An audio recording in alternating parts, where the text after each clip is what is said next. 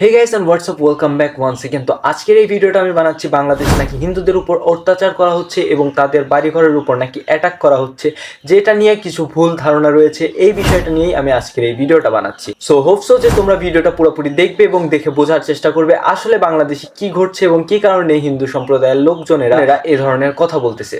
তো আজকের এই ভিডিওতে আমি ব্যাখ্যা করার চেষ্টা করব আসলে কি বাংলাদেশে হিন্দু পরিবারদের উপরে অ্যাটাক করা হচ্ছে, মানে আক্রমণ করা হচ্ছে কিনা, আর যদি আক্রমণ করা হয়েও থাকে তাহলে এই বিষয়টা কতটুকু সত্য। চলো বেশি দেরি না করে আজকের এই ভিডিওটা শুরু করা যাক। So let's start begin. Rana Dasgupta, যিনি একজন হিন্দু অর্গানাইজেশনের লিডার, তিনি বলেছেন প্রায় 97টি বাড়িঘর এবং দোকানপাটের উপর আক্রমণ করা হয়েছে এবং তারই সাথে 10টি মন্দিরের উপরে আক্রমণ চালানো হয়েছে। এবং এর সাথে তিনি এটাও বলেছেন প্রায় 100 জনের মতো হিন্দু আহত হয়েছেন এবং 2 জনের মতন মানুষ মারা গেছে। মিউজিশিয়ান রাহুল আনন্দ, তার বাসার উপরে নাকি আক্রমণ করা হয়েছিল এবং তার 3000-এর মতন মিউজিক ইনস্ট্রুমেন্ট আগুনে পুড়িয়ে দেওয়া হয়েছে।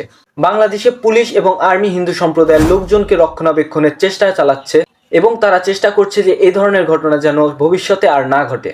ঢাকা ট্রিবিউনের থেকে একটি খবর এসেছিল এবং তারা জানিয়েছে যে বাংলাদেশের পলিটিক্যাল পার্টিও এই বিষয়ে ইন্টারফেয়ার করছে এবং তারা চেষ্টা করছে যেন কোনো হিন্দু পরিবারের উপর কোনো ধরনের আক্রমণ না চালানো হয়। এর মধ্যে উল্লেখযোগ্য নাম হচ্ছে বিএনপি এবং জামায়াত। তারা নাকি দলবদ্ধভাবে হিন্দু পরিবারদেরকে রক্ষা করার চেষ্টা চালাচ্ছে।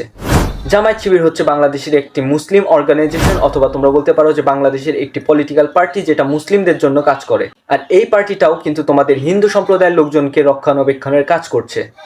এবং বৈষম্য বিরোধী ছাত্র আন্দোলনে যারা অংশগ্রহণ করেছিল সেই সকল ছাত্ররাও কিন্তু তোমাদের হিন্দু সম্প্রদায়ের লোকজনকে রক্ষণাবেক্ষণের চেষ্টা চালাচ্ছে। ডক্টর মোহাম্মদ ইউনূস, অর্থাৎ আমাদের বাংলাদেশের বর্তমান পিএম, তিনি এই বিষয়ে বলেছে যেন বৈষম্য বিরোধী ছাত্র আন্দোলন বৃথা চলে যায় সেই প্রচেষ্টা চালিয়ে কিছু কিছু পরিবারের উপরে আক্রমণ করা হচ্ছে, তার মধ্যে হিন্দুদেরকে বিশেষ করে টার্গেট করা হচ্ছে। তিনি আরো বলেছেন যে হিন্দু এবং খ্রিস্টান সম্প্রদায়ের যে সকল লোক রয়েছে তারা সকলেই আমাদের ভাই, সুতরাং তাদের ক্ষতি করার কেউ চেষ্টা করবে না। আর তোমরা যদি কেউ ক্ষতি করার চেষ্টা করে থাকো তাহলে তোমরা আমাকে বলে দিতে পারো, আমি আবারও চলে যাব এই দেশ ছেড়ে। একজন সত্যিকারের প্রধানমন্ত্রীর কাছ থেকে আমরা এই ধরনের কথাই আশা করি। কোনো প্রধানমন্ত্রী যদি ধর্ম নিয়ে রাজনীতি শুরু করে তাহলে তার প্রধানমন্ত্রী হওয়ার মতো কোনো যোগ্যতা নেই। ছোট হয়ে অনেক বড় একটি কথা বলে ফেললাম। স্বাধীন বাংলাদেশে স্বাধীনভাবে কথা বলার অধিকার সকলের আছে এবং অধিকার আছে বিধায় আমি এই কথাটা বললাম। হাজারো হিন্দু ঢাকা এবং চট্টগ্রামে আন্দোলন করছে এবং তারা বলতে চাচ্ছে যে তাদের বাড়িঘর এবং দোকানপাটের যেন রক্ষা করা হয়, এবং তারাও ঠিক একই ধরনের স্লোগান দিচ্ছে যে তুমি কে আমি কে, বাঙালি বাঙালি। আসলেই দিন শেষে আমরা সকলেই বাঙালি। এই স্বাধীন বাংলাদেশে সকল ধর্মের মানুষের বসবাস করার অধিকারও ঠিক তেমনভাবেই সমান। এরই মাঝখানে বাংলাদেশের কিছু ভুয়া কন্টেন্ট ক্রিয়েটর আছে যারা এইগুলোকে নিয়ে আরো বিভ্রান্তি সৃষ্টি করার চেষ্টা করছে এবং হিন্দু সম্প্রদায়ের লোকগুলোকে খেপিয়ে তোলার চেষ্টা করছে এই বাংলাদেশের মুসলিম সমাজের উপরে। এরা একের পর এক মিথ্যা নিউজ ছড়ানোর চেষ্টা করছে অনলাইন প্ল্যাটফর্মে।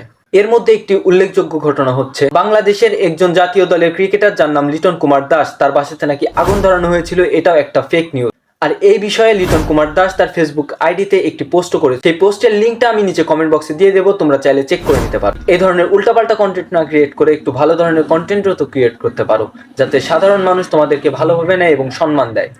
এদের উদ্দেশ্য থাকে একটাই, হিন্দুদেরকে মুসলমানদের বিপক্ষে দাঁড় করিয়ে দেওয়া এবং হিন্দু এবং মুসলমানদের মধ্যে একটি বিভ্রান্তি সৃষ্টি করা। এবং এর পরিণতি হয়েছে একটাই, ইন্ডিয়াতে গাজিয়াবাদে মুসলিম পরিবারের উপরে অনেক আক্রমণ করানো হয়েছে এবং এই আক্রমণ করা হয়েছে বাংলাদেশের এই ঘটনাগুলোকে উল্লেখ করে। সকলের কাছে আমার এই ভিডিওটা পৌঁছে দাও যাতে সবাই বুঝতে পারে যে আসলে কি বাংলাদেশি হিন্দুদের উপর আক্রমণ চালানো হচ্ছে নাকি সবকিছুই বিভ্রান্তি সৃষ্টি করা হচ্ছে।